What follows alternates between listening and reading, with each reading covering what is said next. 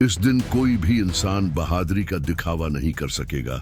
न नकाब की गुंजाइश होगी, न अलकाबात की, न ज़ाहरी शान की। हर दिल बेनकाब होगा और आने वाले लम्हे के खौफ से लर्ज रहा होगा। ये वो वक्त होगा जब रिश्ते बगैर किसी इंतबाह के टूट जाएंगे, वालदीन औलाद से अलग हो जाएंगे, शरीकी हयात एक दूसरे को छोड़ देंगे, भाई भाई को पहचानने से इनकार कर देंगे और खौफ हर सांस पर गालिब आ जाएगा। ये कोई आम खौफ नहीं होगा जो वक्ती खतरात में पैदा होता है, बल्कि ये एक गहरा, मुकम्मल और नाकाबिल छिपाव दहशत होगा। पूरी दुनिया इंतजार की हालत में मौलिक हो जाएगी।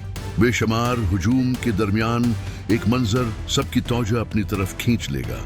एक सदा तमाम आवाजों से बुलंद गूंजेगी। एक सवाल इज्तिमाई बेबसी से जन्म लेगा।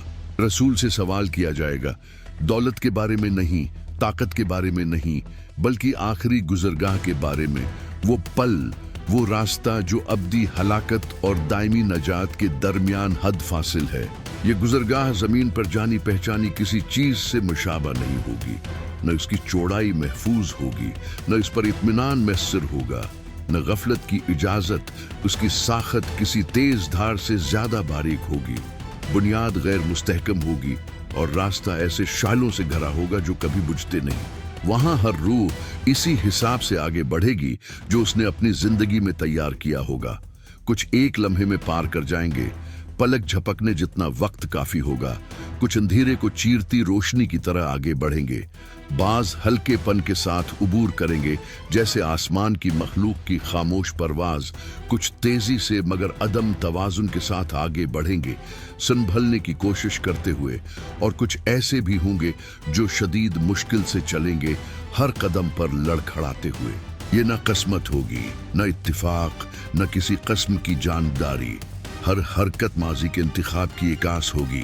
पोशीदा एमाल, खामोश नीयतें, वो फैसले जिन्हें इंसानों ने नजरअंदाज किया मगर खालिक ने कभी फरामोश नहीं किया।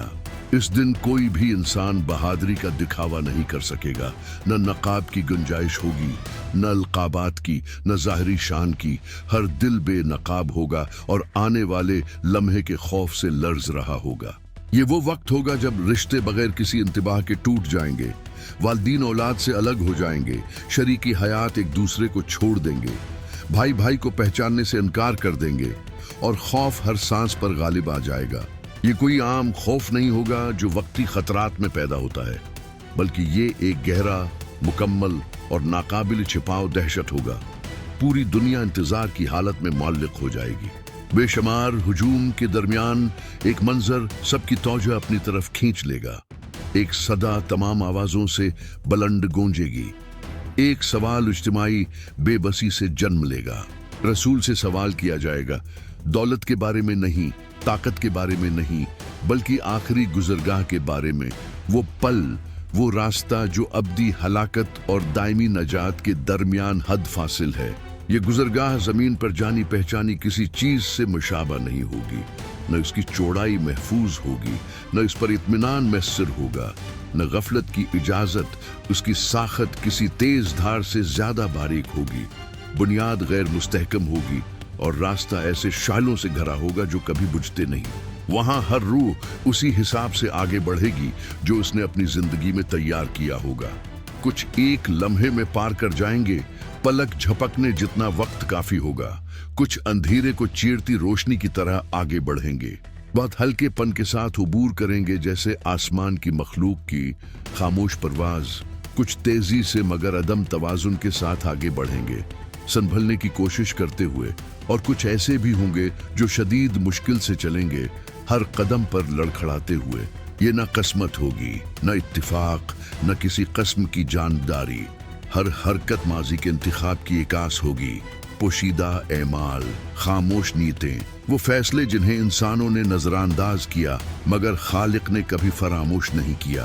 फिर एक नया मंजर जाहिर होगा। एक मशहूर रवायत में जन्नत के सबसे अदनी दर्जे वाले शख्स का जिक्र है, वो जिसे दाखिल होने वालों में सबसे कम इनाम मिलेगा। इसके बावजूद उसका तजर्बा इंसानी तसव्वुर से कहीं बढ़कर होगा। जन्नत में दाखिल होते ही उसे एक कशादा और प्रस्कोन जगह की तरफ ले जाया जाएगा उसके सामने एक अजीम दरख्त होगा जो गहरी और राहत बख्श छांव फराहम करेगा।